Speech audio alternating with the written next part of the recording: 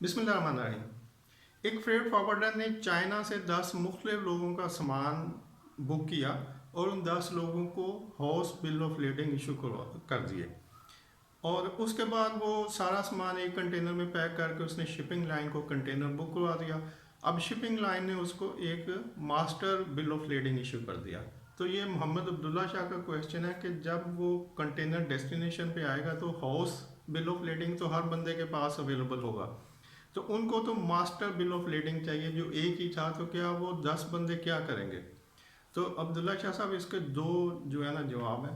पहले एक को देखते हैं कि इस तरह की जो कंसोलिडेटेड कंसाइनमेंट होती हैं उसका एक तरीका तो यह है कि वो जिस फ्रेट फॉरवर्डर के थ्रू आया है उसी फ्रेट फॉरवर्डर का जो रिप्रेजेंटेटिव होगा उस डेस्टिनेशन पे, जैसे जिस बंदे ने कराची से जिस कंपनी ने बुक करवाया है वो कंटेनर, यानी 10 लोगों से जो उन्होंने सामान इकट्ठा किया था, तो वो कंपनी उसका कोई ना कोई रिप्रेजेंटेटिव डेस्टिनेशन पे होगा। मतलब ये सारी दुनिया में जितने वो फ्रेट फॉरवर्डर होते हैं उनका आपस में लिंक होता है, कोई ना कोई एसोसिएशन उनकी किसी हर जगह पर होती है। तो अब वो फ्रेट फॉरवर्डर जो चाइना में बैठा था वो यहाँ पे डेस्टिनेशन पे, फॉर एग्जांपल अगर कराची डेस्टिनेशन है तो वो कराची में जो उसकी एसोसिएट कंपनी होगी उसको बताएगा कि भी ये मास्टर बिल ऑफ लीडिंग है और इसमें 10 लोगों का सामान है, तो आप इन 10 से कांटेक्ट कर लें। तो अगर ये 10 ही एग्री होते हैं तो इनको एक ही कंसोलिडेटर जो क्लियरेंस है एक ही दफ़ा करवा के इन सब का सामान इनको वापस इनको दे दें। तो अब वो जो रिप्रेजेंटेटिव कंपनी होगी वो यहाँ पे उन 10 लोगों से कांटेक्ट करेगी कि भाई आपकी जो लूज कंसाइनमेंट जो LCL कंसाइनमेंट आ रही है, तो LCL होता है लेस कंटेनर लोड। तो जो आपकी छोटी कंसाइनमेंट आ रही है तो अगर आप चाहें तो हम उसकी क्लियरेंस और सारा कुछ करवा के वो सामान आपको दे देंगे, उसके ये चार्जेस होंगे। और अगर आप अपने किसी क्लियरिंग एजेंट से करवाना चाहते हैं तो तब भी कोई नहीं, हम आपको उसके लिए डिलीवरी ऑर्डर अरेंज करवा देंगे, या आप खुद ले लें। हम जो मास्टर बिल ऑफ लीडिंग है उसकी फ़ोटो कापी आपको दे देंगे ताकि आपको ट्रेसेबिलिटी करने में आसानी हो, या आपके क्लियरिंग एजेंट को वो कंसाइनमेंट ट्रेस करने में आसानी हो।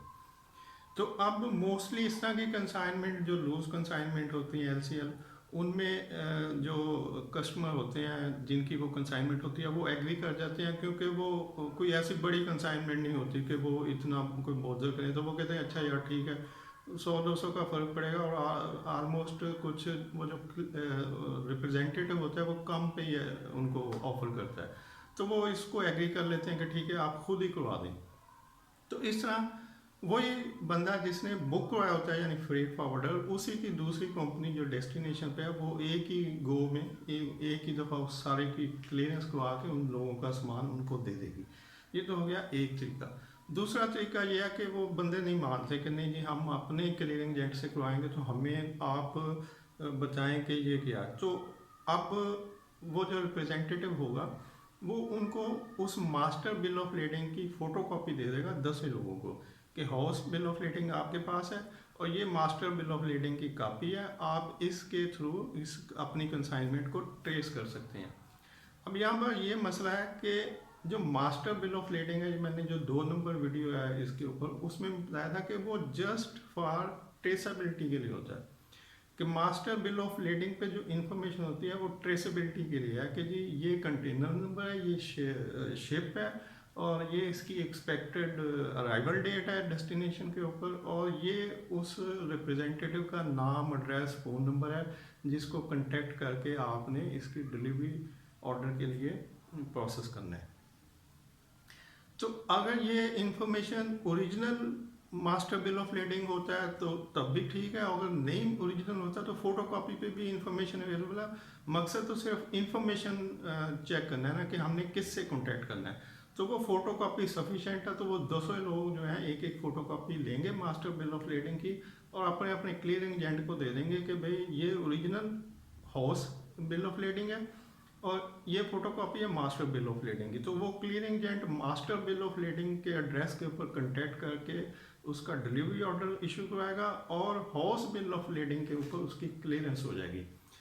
एक और बात क्लियर कर दूं कि जितनी भी कंसाइनमेंट्स आती हैं किसी पोर्ट पे या एयरपोर्ट के ऊपर या सी पोर्ट के ऊपर, तो फॉर एग्जांपल कि 10 लोगों का सामान एक कंटेनर में आया, तो वो जो कंटेनर आएगा वो सामान तो सारे का सारा अनलोड हो जाता है, कंटेनर वापस शिपिंग लाइन को चला जाता है।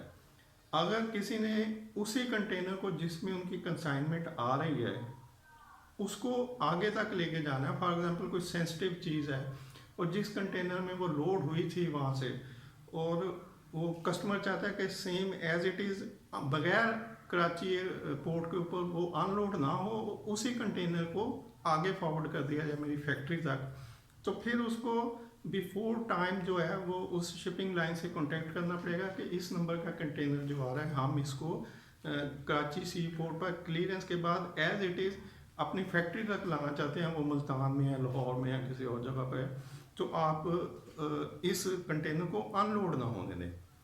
तो इस वक्त में शिपिंग लाइन उनसे एक तो सिक्योरिटी लेगी कंटेनर की, जितनी अमाउंट का होगा, 5 लाख 10 लाख जितनी अमाउंट का कंटेनर है उसकी एडवांस पेमेंट सिक्योरिटी के तौर पे अपने पास रख लेगी। और नंबर 2, उसका रेंट चार्ज करेगी। वो कंटेनर जितनी देर उनके प्रोसेस में रहेगा, यानी क्लियरेंस के बाद जितना ट्रैवलिंग का टाइम है, फिर उनकी फैक्ट्री में पड़ा रहेगा, फिर वापस आएगा, तो उतने टाइम के लिए वो शिपिंग लाइन जो है उस कंटेनर का रेंट भी चार्ज करेगी। तो इस तरह से वो कंटेनर उस कंपनी के फैक्ट्री तक या वेयर हाउस जिस जगह भी उन्होंने अनलोडिंग करनी वहाँ तक वो आएगा और फिर वापस चला जाएगा। अदरवाइज जो नॉर्मल प्रैक्टिस होती है, जितनी भी कंसाइनमेंट होती हैं वो पोर्ट के ऊपर अनलोड हो जाती हैं। तो अगर किसी कंटेनर में 10 लोगों का एक कंसोलिडेटेड कंटेनर है, 10 लोगों का सामान है, तो वो 10 लोगों का सामान अनलोड हो जाएगा और मास्टर जो बिल ऑफ लीडिंग है उससे उसकी जो प्री